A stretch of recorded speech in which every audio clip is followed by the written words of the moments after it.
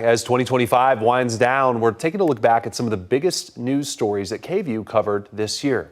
Here's Mark Mullins. In January, a measles outbreak began in West Texas, eventually leading to more than 750 cases and 2 deaths, and prompting calls for immunization. Measles can kill, ignorance can kill, and vaccine denial definitely kills. In central Texas, Travis and Williamson counties ended up reporting 10 measles cases total. Early in 2025, Austin police started ramping up messaging about a spike in car break-ins on popular local parks. I feel like people are talking about it more, and quite frankly, people are just fed up with it. Throughout the year, APD launched a new task force and made multiple arrests to try to crack down on burglaries at spots like Mount Bunnell and Bull Creek Park. In February, the KVUE Defenders began tracking missed indictment deadlines at the Travis County District Attorney's Office. Do you know how many people are in jail right this minute today who have been there for more than 90 days who have not been indicted? I do not. The problem led to some suspects of violent offenses being released from jail on drastically reduced bonds, while others were left to languish in jail. By September, no more defendants were left waiting past that 90-day deadline for an indictment. In March, a deadly pileup on I-35 near Palmer Lane killed 5 people. Police say a driver, Solomon Weldakil Araya, failed to stop his 18-wheeler in a traffic backup and plowed into more than a dozen vehicles. The felony case against him is pending. In April, 47 people were arrested during an immigration operation at a birthday party in Hays County. Officials claim they had ties to the Venezuelan transnational gang Tren de Aragua. Advocates and some county officials raised concerns. And I know no names of who was taken, where they were taken, or why. Saying law enforcement failed to present evidence to prove those gang ties. In May, crews began tearing down Austin's downtown convention center to make room for a facility that is nearly double the size. Construction is set to continue until 2029. In July, devastating flooding hit central Texas and the Hill Country, killing more than 130 people, and devastating local communities like Big Sandy Creek and Cow Creek. A horrible nightmare that you just can't wake out of.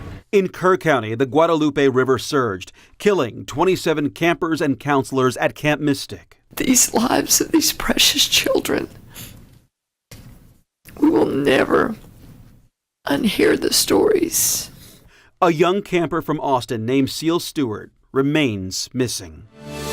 In August, a battle over redrawing Texas congressional districts to give Republicans more power in Congress sparked national news. Texas House Democrats left the state to break quorum, so the lower chamber didn't have enough members to take votes.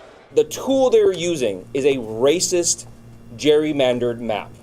The political cost of your absence is rising, and it will be paid in full.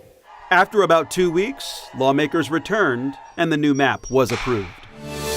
A chaotic shooting at a North Austin Target parking lot in August left 3 people dead. Police say Ethan Nineker killed Adam Chow, his 4-year-old granddaughter Astrid, and Target employee Rosa Machuca.